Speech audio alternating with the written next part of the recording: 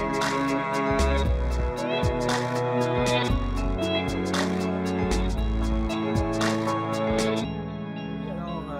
tout le monde. Bienvenue à l'Assemblée générale du comité touristique de L'Anse-Saint-Jean. Ça fait un petit bout qu'on ne s'est pas vu. Nous, le CA, on s'est quand même rencontrés dernièrement.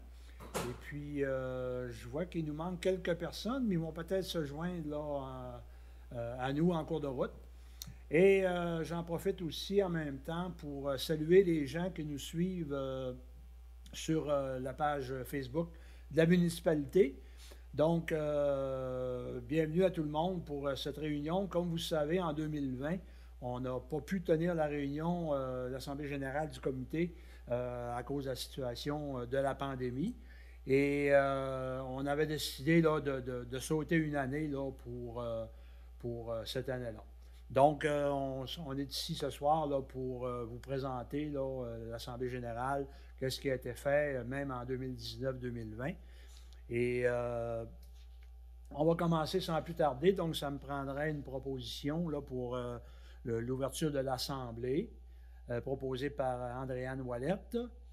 Et on va regarder en même temps l'ordre du jour.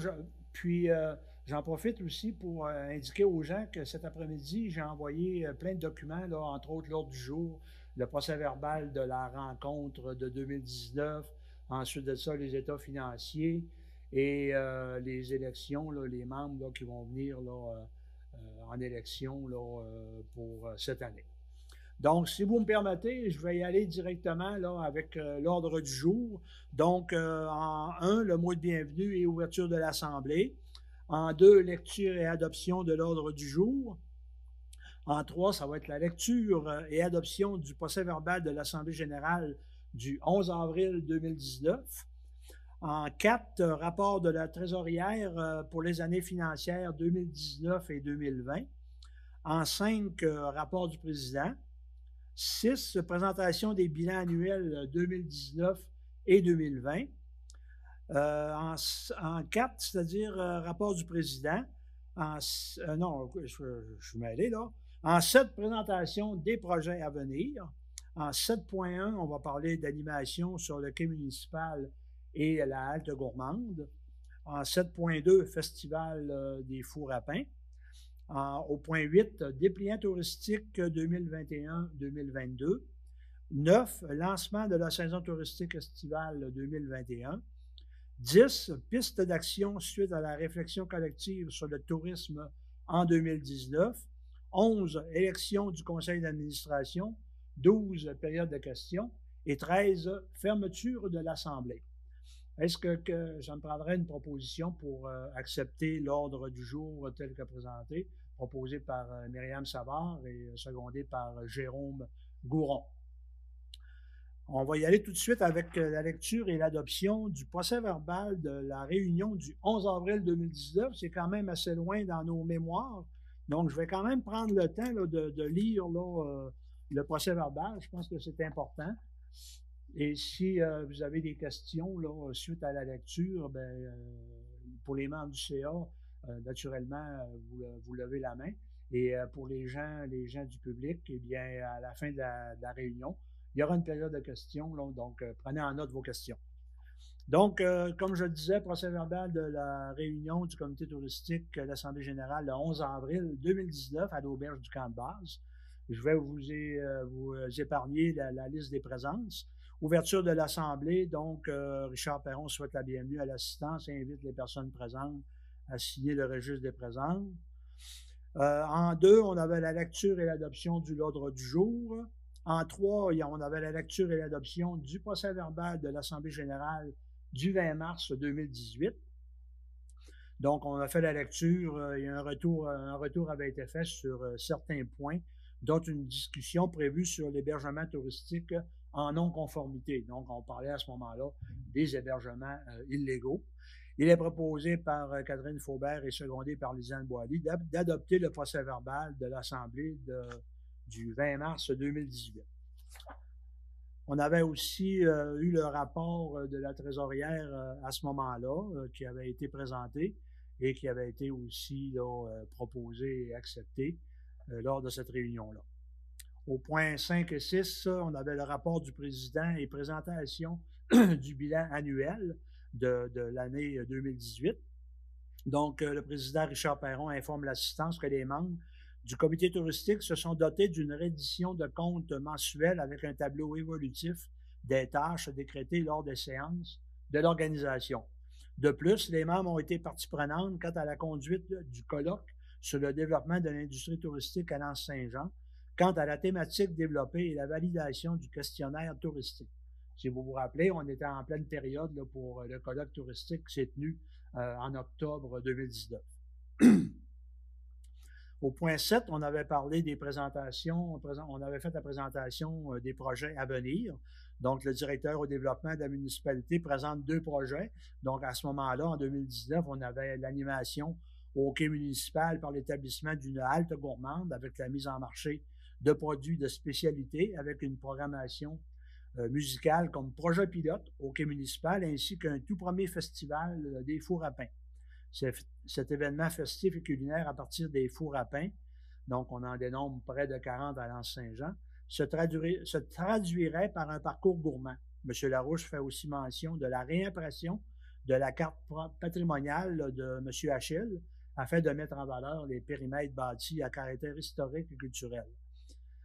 Et on poursuit aussi, on avait parlé d'un magazine de tourisme Art de vivre et l'organisation prochaine d'un déjeuner-conférence portant sur le développement numérique des entreprises touristiques.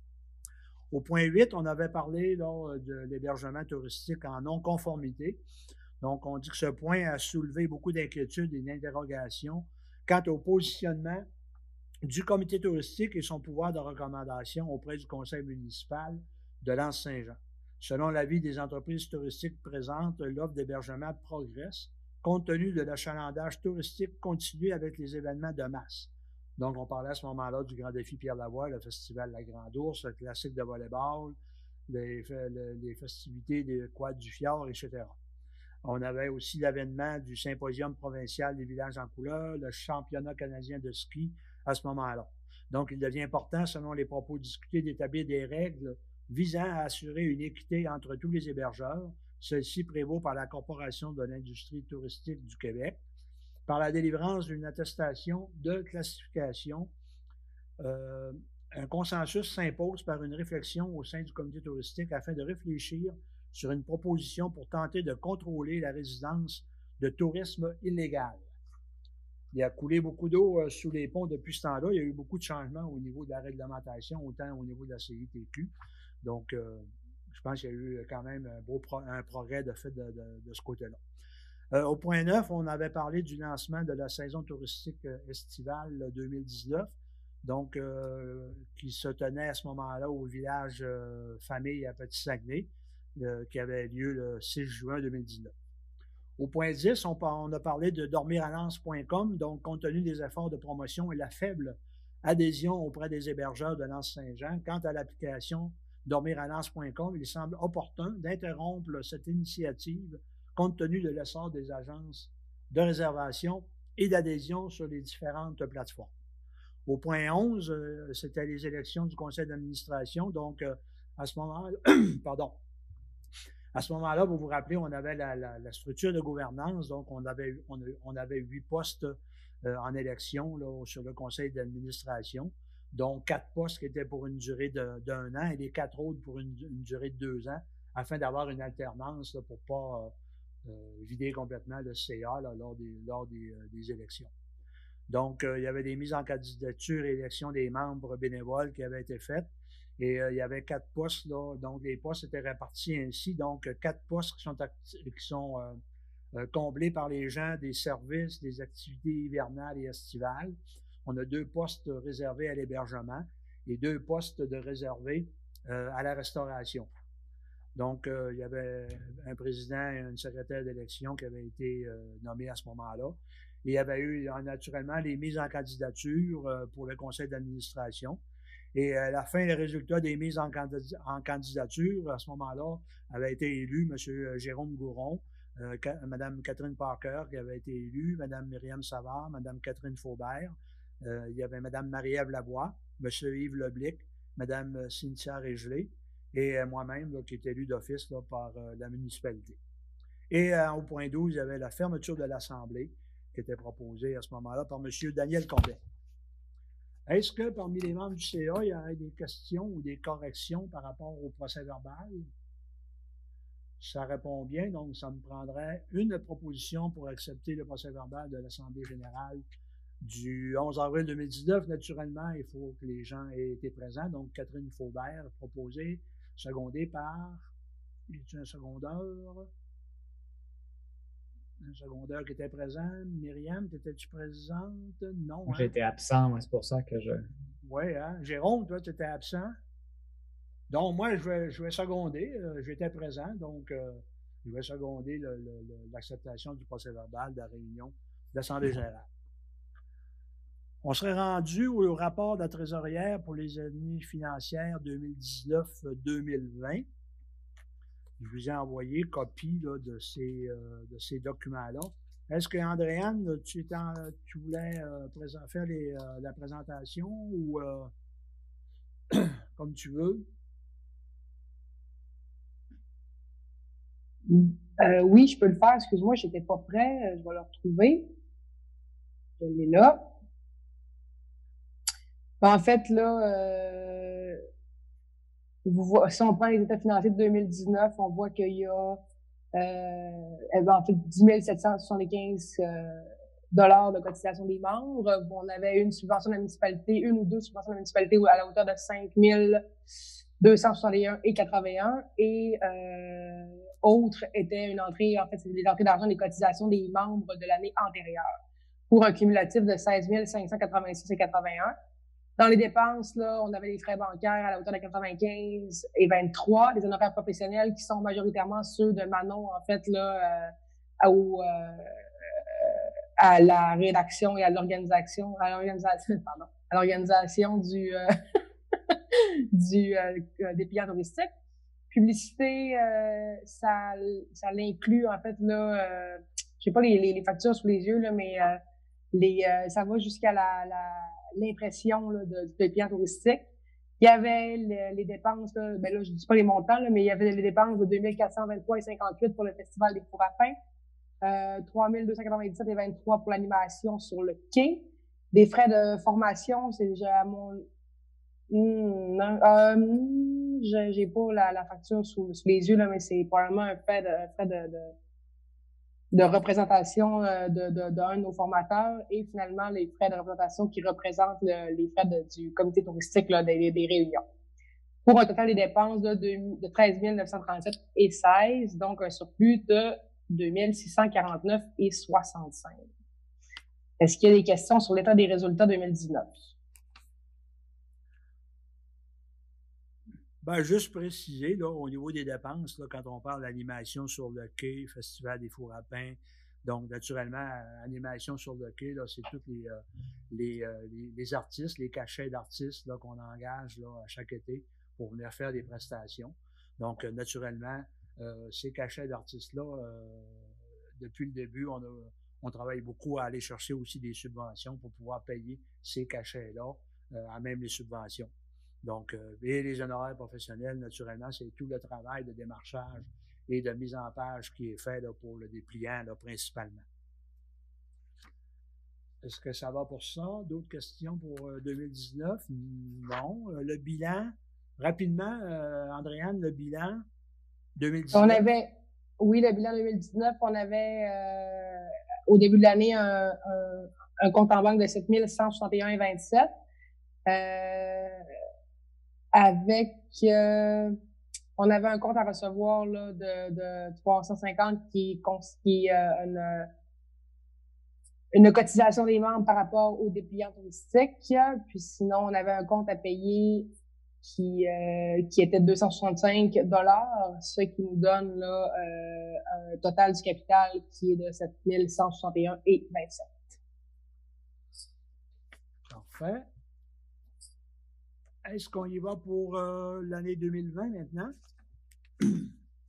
L'état de résultats et revenus. Revenus et dépenses, c'est-à-dire? Si on se fie à l'année précédente, on a eu un petit peu moins de revenus au niveau de la cotisation des membres, ce qui qui est normal dû à la pandémie, donc un 8 350 de cotisation avec un remboursement là, que j'ai noté ad hoc. On a eu plusieurs subventions, donc 13 250 de subventions, ce qui est bien. On a eu aussi 2640 de formation. C'est les gens qui se sont inscrits à la formation des fours à pain. Il y a eu une formation où les gens pouvaient s'inscrire, donc c'est les revenus de la formation du four à pain. Et finalement, une ristourne de la caisse là, pour un total de 23 893 et 89 de revenus. Pour ce qui est des dépenses, frais bancaires, toujours 95 et 6. Honoraires, là, je mets 1, 2, 3, 4, 5. C'est sera pas long, je vais ouvrir mon fichier Excel. Il manque une donnée ici, dans le petite seconde. Là. En attendant, Adrienne, je Oui. veux juste spécifier, quand on parle de cotisation des membres, c'est important de spécifier que c'est pas une cotisation, c'est vraiment les gens qui prennent un espace dans le dépliant touristique, que ce soit un espace à l'intérieur là, avec la carte ou à l'extérieur, là, des publicités là, qui sont offertes là, au coût de 200 de la publicité et 150 là, pour être membre, là, pour être dans le dépliant touristique. Donc, ça paraît drôle de dire cotisation des membres, mais c'est vraiment là, les sommes là, qui sont recueillies là, pour le dépliant touristique là, à chaque année. Oui, Andréane? Pour poursuivre, Richard, merci. En fait, les honoraires professionnels ont été inclus dans le dépliant touristique de cette année. Donc, le 4069 et 31 que vous retrouvez là, un peu plus bas dans la ligne, ça inclut les honoraires professionnels de Manon pour la mise en place puis la rédaction le démarchage du dépliant touristique. Publicité 9 790 et 69. Le festival des fours à pain 400 $. Animation sur le quai 5 550 $. Finalement, les frais là, du CA du comité touristique 534 et 83 pour un total de 20 439 et 89 et un surplus de 3 454 $. Est-ce qu'il y a des questions sur l'état des résultats 2020? C'est beau. On finit avec le bilan. Finalement, vous pouvez voir qu'on finit avec un compte en banque à 10 615 et 27. Donc, c'est l'avoir plus le bénéfice. Donc, on était à 7 161 et 27 au compte de banque. À la fin de l'année financière 2019, en ajoutant le bénéfice de 3 454 $, là, on tombe avec un 10 619 et 27 au total du capital. Il y a un chèque qui n'a pas été déposé dans les comptes à payer. Excusez-moi, je déconstruis un peu le bilan. Je passe un peu du coq à l'âne, mais le passif compte à payer. 300 $, un chèque qui n'a pas été déposé, là, qu'il faudrait peut-être assurer un suivi, là, parce que probablement que le chèque a été égaré. C'est un chèque au mois d'août. Donc, peut-être s'assurer, là, avec Mme Boily que ça a été réglé. Voilà. Merci. Merci, ça va. Donc, ça me prendrait à ce moment-ci une proposition pour accepter les états financiers de 2019 et de 2020. Proposé par Myriam, secondé par Jérôme Gouron. Merci beaucoup. Donc, on serait rendu au point 5, rapport du président. Donc, au niveau du rapport du président, ben, comme je l'ai mentionné un peu tout à l'heure, 2019-2020, 2019 a vraiment été une année de première pour certaines activités, que ce soit le pré-festival des fours à pain qu'on a fait en collaboration avec le symposium au Mont-Édouard, les halles de gourmandes, naturellement, là, qui ont démarré en 2019 là, en projet pilote et qui prennent quand même de plus en plus d'ampleur. On a eu en 2020 une belle année, là, on le verra tout à l'heure là, dans le bilan des activités.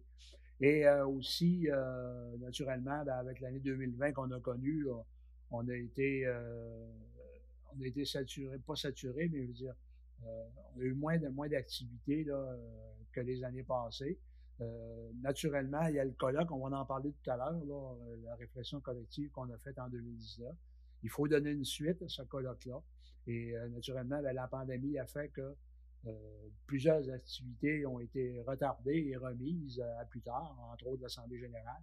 Donc, on espère pouvoir tout remettre ça en marche là, prochainement et tourner la page, comme on dit, et aller de l'avant.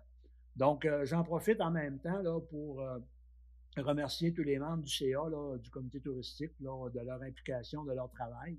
C'est pas toujours évident de se réunir. Les gens du comité du CA ont des entreprises touristiques, principalement. Donc, c'est des gens qui sont quand même occupés. Et puis, je les remercie là, de leur disponibilité.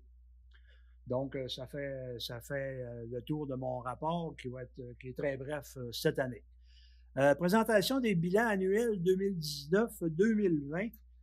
Notre ami Bernard nous avait préparé un beau diapositive sur les activités que je n'ai malheureusement pas été capable parce que mon portable ne fonctionnait pas, donc je ne suis pas capable de le mettre à l'écran. Mais je vais vous faire quand même là, le décompte là, des activités qu'on a tenues en 2019 et en 2020, rapidement. Donc, je vais commencer avec 2019, où le comité touristique a tenu 6 réunions régulières et une réunion spéciale là, pendant l'année 2019. Il faut comprendre qu'au niveau du comité touristique, en été, on ne se réunit pas parce que, comme je le mentionnais, les gens travaillent là, pas mal tous dans l'industrie touristique, donc des gens fort occupés. Donc, on travaille le reste de l'année pour mettre en place là, toutes les activités. Donc, en 2019, première activité, déjeuner-conférence le 25 avril chez Montagnier, dont le thème était le développement numérique des entreprises. Donc, on avait 25 personnes qui avaient participé là, à cette présentation-là, à ce déjeuner-conférence-là. Deuxième activité qu'on a tenue en 2019, une première formation pour les fours à pain, pour l'utilisation du four à pain, comment cuisiner dans un four à pain, qui avait eu lieu le 9 et le 10 mai 2019 avec un chef là, de la région de Trois-Rivières, je crois, M. Fred de Chapuis. Donc, cette formation-là s'est tenue ici à l'édifice municipal et aussi chez mon confrère, là, Yvan Côté, là, où les gens s'étaient rassemblés là, pour aller cuisiner là, dans un four à pain. Troisième activité, comme je le disais tout à l'heure, tenue de la première halte gourmande et animation sur le quai durant 3 fins de semaine. Donc, c'était un projet pilote, donc on l'avait fait pendant 3 fins de semaine. Il y avait 8 entreprises agroalimentaires qui avaient participé pour des ventes totales là, de 8 000 $. On avait un budget là, à ce moment-là de 11 000 $ pour l'activité là, pendant l'été. On a fait aussi un investissement dans un kiosque amovible pour la vente, là, la cabane là, qu'on a construite et qu'on déménage là, chaque année du Mont-Édouard, aller au quai municipal pour installer les gens pour vendre des produits. Quatrième activité qu'on a tenue en 2019, donc comme je le disais tout à l'heure, le pré-festival du four à pain au Mont-Édouard en collaboration avec le symposium des villages en couleurs et la montagne en feu. Ça s'était déroulé en octobre 2019. Donc, budget à ce moment-là équilibré de 9 300 $ pour la réalisation du pré-festival. Donc, il y avait eu de l'animation au Mont-Édouard avec un groupe, etc., etc., dégustation de pizza et tout ça. Donc, très belle activité. Cinquième activité organisée en 2019.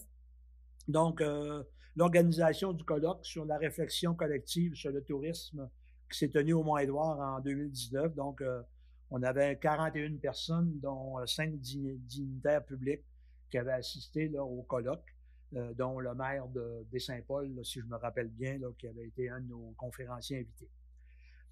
Sixième activité, donc naturellement l'impression du dépliant touristique là, annuel là, à raison de 15 copies, là, donc 70 entreprises qui adhèrent là, d'année en année au dépliant touristique, donc une très belle participation de nos entreprises là, au dépliant touristique. Aussi, en septième activité, modification et impression de la promenade de M. Achille. Vous vous rappelez, là, M. Achille, à un moment donné, on n'avait plus de promenade, donc on a corrigé et réimprimé la promenade de M. Achille, là, un investissement de 3 000 qui a été fait, là, et pour 20 000 copies. Donc, on en a encore pour quelques temps.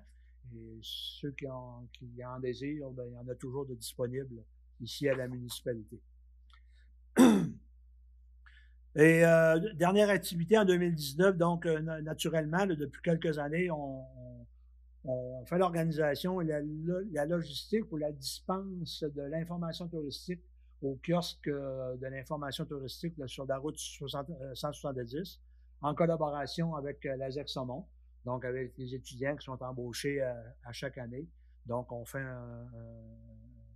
une logistique, un suivi, une formation avec ces gens-là pour donner le plus possible un service adéquat comme information touristique aux gens.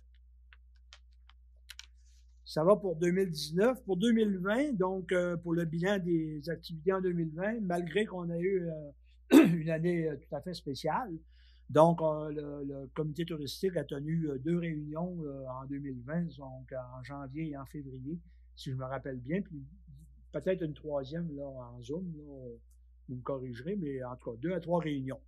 Donc, première activité, comme je le disais, la deuxième édition, naturellement, de la halte gourmande. Donc, où on avait 6 fins de semaine à ce moment-là pour 12 jours d'activité. Donc, on a 16 entreprises là, qui ont participé là, pour des ventes d'environ 12 000 là, pendant l'été.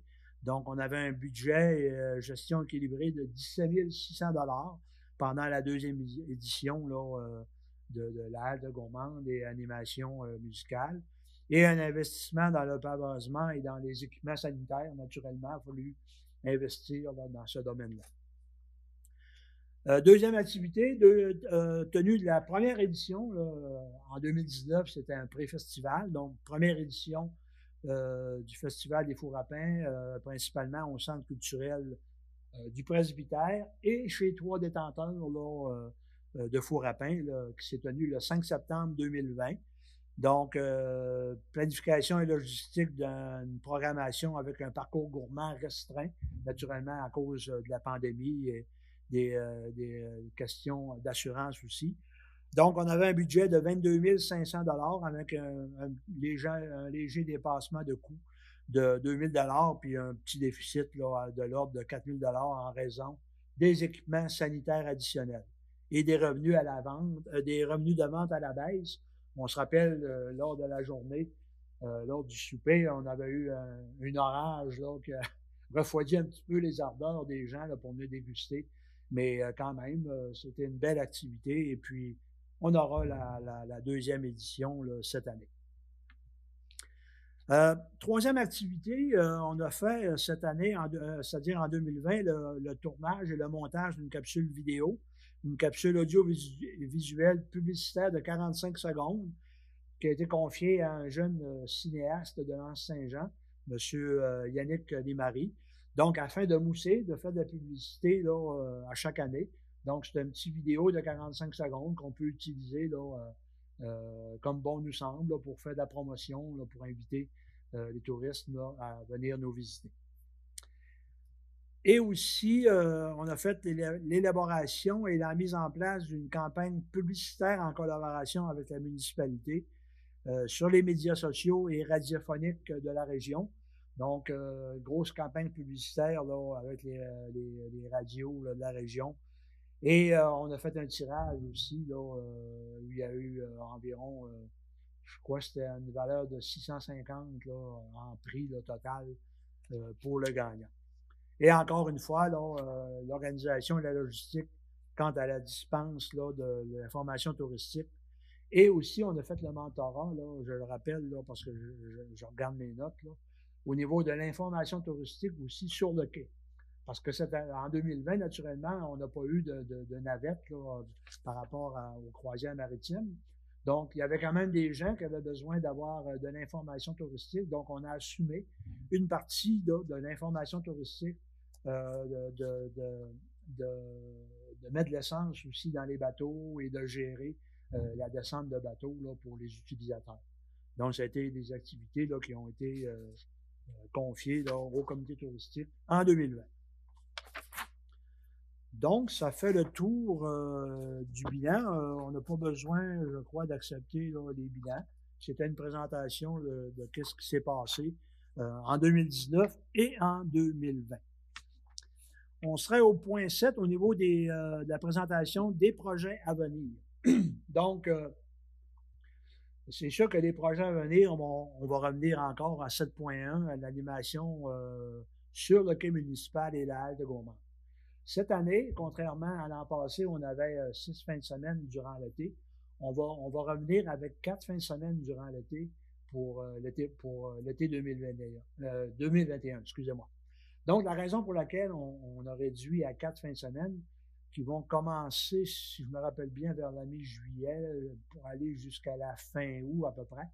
Et la raison qui explique 4 fins de semaine au lieu de 6, c'est la difficulté d'avoir souvent des producteurs. Parce qu'eux, naturellement, sont en pleine production. Donc, c'est difficile pour eux d'être présents sur le quai et d'être présents dans leur entreprise. Donc, cette année, on a décidé de faire 4 fins de semaine qui vont être naturellement là, séquencées. Une fin de semaine, il va y avoir une halle, une fin de semaine de congé. Donc, ce qui va nous permettre là, d'opérer pendant environ 8 semaines là, pendant l'été. Donc, c'est la raison pour laquelle là, on revient à 4 fins de semaine. Et naturellement, il va y avoir aussi l'animation. Donc, j'en profite encore une fois pour lancer l'invitation aux talents de Lens-Saint-Jean. L'année passée, on a eu l'occasion d'avoir des gens de Lens qui se sont produits là, sur le quai. Donc, on sait qu'il y a des talents à Lens, on en est certain. Si vous en connaissez, puis moi je les connais pas, ben faites-le moi savoir, puis on va les contacter. Puis c'est toujours plaisant de pouvoir faire participer les gens de notre municipalité là, à ces activités-là. Et naturellement, j'ai pas les dates devant moi, mais surveillez Facebook. On va faire de la publicité naturellement pour annoncer les dates, mais on se prépare là pour ces fins de semaine-là pour l'animation pendant l'été 2021. Deuxième activité, naturellement, en 7.2, on parle encore là du Festival des Fours à pain, qui va avoir lieu, si je me rappelle bien, le 4 septembre, qui est le samedi de la fin de semaine de la Fête du Travail. Donc, on a décidé de mettre le Festival des Fours à pain, d'en faire une habitude pendant la fin de semaine de la Fête du Travail. Donc, samedi, le 4 septembre, aura lieu la deuxième édition du Festival des Fours à pain. Et naturellement, on voudrait augmenter des participants, là, les gens qui ont des fours à pain, pour pouvoir opérer les fours à pain, faire déguster les mets qui sont préparés dans les fours à pain. On a une belle mosaïque aussi qui a été créée l'an passé là, par Manon Landry. Là, où on a une quarantaine de fours à pain sur une mosaïque. On a toutes les photos des fours à pain. Donc, d'autres activités aussi qui vont se rajouter au Festival des fours à pain. Donc, deuxième édition, je rappelle, le 4 septembre 2021. Et n'hésitez pas, là, on va lancer l'appel là, aux détenteurs de fours à pain, là, ceux qui voudront bien participer. On va former un petit comité. Et puis, toutes les idées sont les bienvenues pour animer cette journée-là là, au niveau du Festival des fours à pain. Ça va pour moi. Donc, on serait rendu au point 8 de dépliant touristique. Donc, je vous fais juste mentionner que cette année, on va avoir encore notre dépliant touristique, un outil qui est très apprécié par nos visiteurs et même par les gens qui l'utilisent, autant les hébergeurs, les restaurateurs, les épiciers.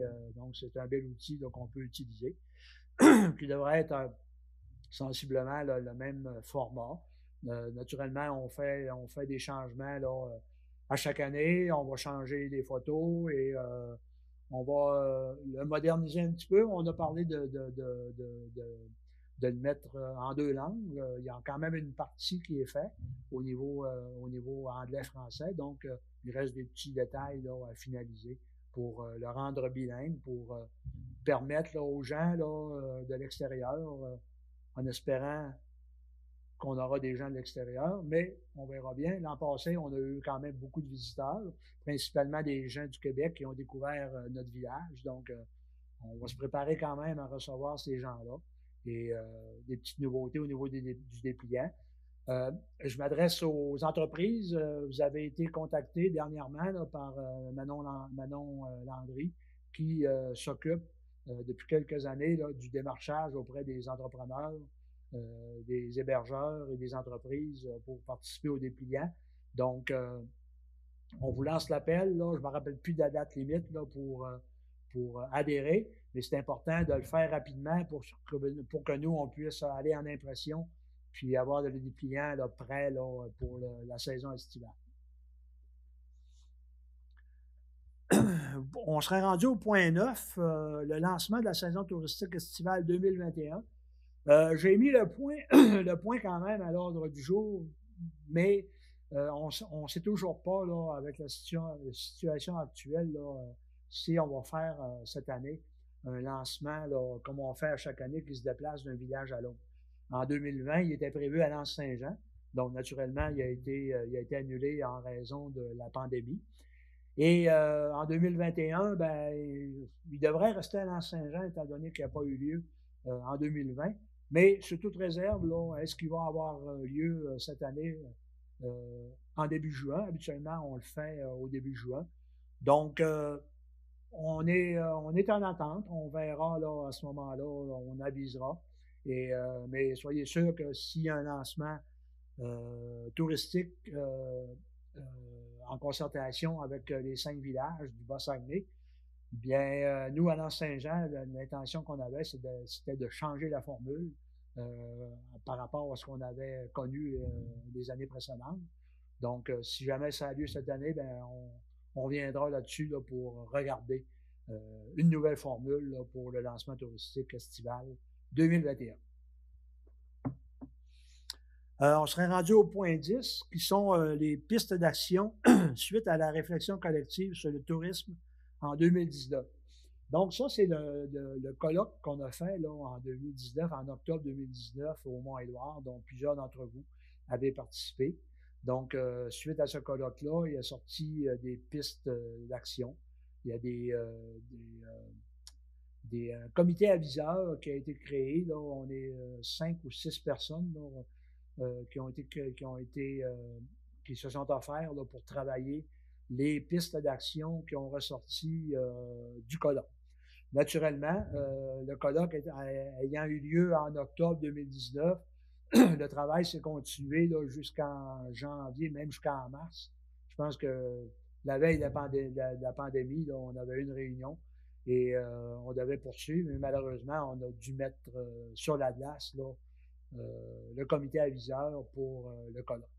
Naturellement, ça ne restera pas sur les tablettes. Notre intention, c'est de poursuivre cette réflexion-là, de regarder les pistes d'action, les solutions, les suggestions qui ont été apportées. Et on devrait relancer là, prochainement là, le comité aviseur là, pour relancer les chantiers qui ont été mis là, à l'avant-scène. Donc, on vous revient là-dessus dès qu'on peut relancer le comité aviseur. Et naturellement, ça va demander la participation des entreprises touristiques, des entreprises locales, même la population. Donc, on vous revient là-dessus. On serait rendu au point 11, élection du conseil d'administration. Donc, naturellement, en situation de pandémie, il devenait difficile là, de faire une réunion et en ayant là, 10, 15, 20, peut-être 25 personnes là, en Zoom là, pour les élections. Donc, ce qu'on a discuté au comité touristique, c'est que moi, je suggère et je demande aux membres présents qui étaient en élection cette année, donc les administrateurs sortants étant Catherine Parker, Catherine Faubert, Myriam Savard, et il y avait un poste vacant aussi. Et de demander à ces gens-là de continuer pour une prochaine année. Donc, je réitère la demande. Je l'avais fait auparavant. Je pense que les gens étaient tous d'accord pour prolonger leur mandat d'1 an. Donc, je vous écouterai à ce moment-là, si tout le monde est d'accord. Ça va bien pour moi. Ça va pour Myriam? Oui, moi aussi. Catherine Faubert? Oui, moi aussi. Catherine Parker. Catherine Parker, donc c'était les trois. Bon, naturellement, il y a toujours un poste vacant là, sur le CA au moment où on se parle. C'était le départ de M. Leblic et qui avait été remplacé par Marie-Ève Carrier, et Marie-Ève est partie aussi. Donc, si jamais quelqu'un serait intéressé à joindre le CA du comité touristique, contactez-nous et on a l'autorité d'accepter quelqu'un d'autre. Si quelqu'un se montre intéressé et il y a des disponibilités, bien, ça nous fera plaisir. Donc, pour le conseil d'administration, j'en fais une proposition donc de reconduire les trois membres, là, Catherine Parker, Catherine Faubert et Myriam Savard pour un mandat d'1 an. Donc, ça me prendrait un proposeur pour ma recommandation, appuyé par Jérôme. Parfait, Jérôme, merci. On serait rendu à la période de questions. Je vais demander à mon ami Maude si on a des questions via Facebook, si les membres du CA aussi ont des questions.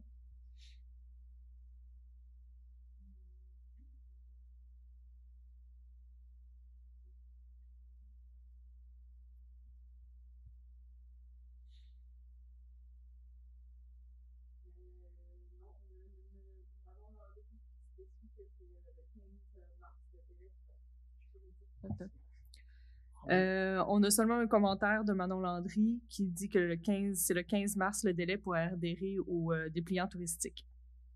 Et pas de questions. Parfait. Donc, on fait un rappel. 15 mars, date limite pour adhérer au dépliant touristique. Donc, faites vite. Les publicités en arrière, on me dit que les places sont limitées. Donc, premier arrivé, premier servi. Donc, sur ça me prendrait à ce moment-là, si on n'a pas de questions, une proposition pour la fermeture de l'Assemblée, proposée par Myriam Savard. Et j'en profite pour remercier... Oui. Vas-y, Maud. Oui, si je peux me permettre, on a une question qui vient de rentrer. C'est les nouvelles subventions sont-elles récurrentes? Les nouvelles subventions ou celles de l'an passé? C'est pas spécifié. Ben, elles ne sont pas nécessairement récurrentes. C'est à nous d'être vigilants là, avec de voir là, au niveau culturel, il y a des subventions disponibles. Il y a le FDT à la MRC. Il y a plein de possibilités là, au niveau des subventions, mais on travaille fort. On a notre ami Bernard Larouche, là, qui est directeur du développement et qui participe au comité aussi, est très à l'affût des moindres programmes là, où on pourrait aller chercher là, des montants là, pour des subventions. Je vous dirais là, qu'année après année, là, on finance pas mal nos activités là, avec les subventions et le dépliant. En général, là, on réussit là, à aller chercher des sous là, et les commandites aussi. On a des commanditaires aussi là, qui participent là, soit à la Halle de Gourmande ou au Festival des Fours à pain. Donc, il y a des commandites, soit en argent ou en produits et services là, qui nous permettent de bien répondre là, à la demande. Oui, il y avait Myriam, est-ce que tu avais une question ou Non? OK, j'avais vu une main levée, fait que je pensais que tu avais une question. Donc, pas d'autres questions? Donc, merci à tous et puis je vous souhaite quand même une belle année 2021. Un bel été, on vous attend tous en espérant avoir un bel été, mais nous, de toute façon, COVID ou pas, comme l'année passée, il va y avoir de l'animation sur le quai, il va y avoir un festival des fours à pain. Advienne que pourra, on va être présent. Merci beaucoup, bonne soirée à tous. Au revoir.